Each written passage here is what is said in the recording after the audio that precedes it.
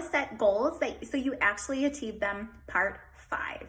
So in the last video, I talked about listing out all of the things that you are going to need to do, essentially making your plan, including all of your obstacles, all of your strategies for those obstacles, all of the things you don't yet know how to do that you will have to figure out. All of those things are items that will be on your list that you will then plug into your plan. So after you have that long list, which may feel a little bit overwhelming, which is totally okay, totally normal at this point, we are going to take our calendar and we are going to plug all of those things into our calendar.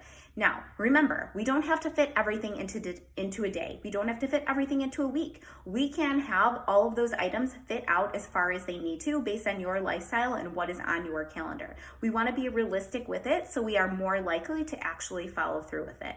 So that is the next step, is looking at a calendar, whether that's online for you or a written calendar, whatever it is you look at and follow. If that's nothing right now, pick something that you are going to look at and follow and make a practice of doing that. Plug all of those things onto your list. Again, it may feel a little bit overwhelming, totally okay. We'll just bring that feeling along with us, and we are gonna put those all into time slots on our calendar.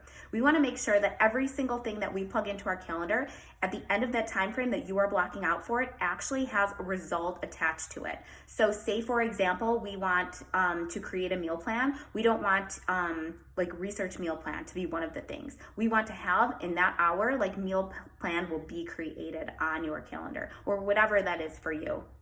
So we want to plug everything into our calendar, including all of those things we need to figure out, we need to research, we need to strategize with a goal outcome at the end of every time block. So the next part of this is probably the most challenging for most people. If you've gotten this far, that is amazing. Now the next phase is where the work really comes in and where you're really going to start building those skills, but also creating results for yourself.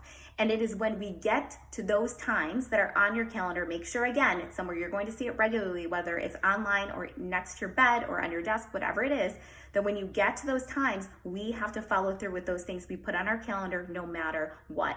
It is going to feel so challenging. It is going to feel impossible. We are going to feel overwhelmed, confused, stressed, afraid, anxious, doubtful. Do it anyways. Bring all those feelings along and go through it and go follow through with the things on your calendar.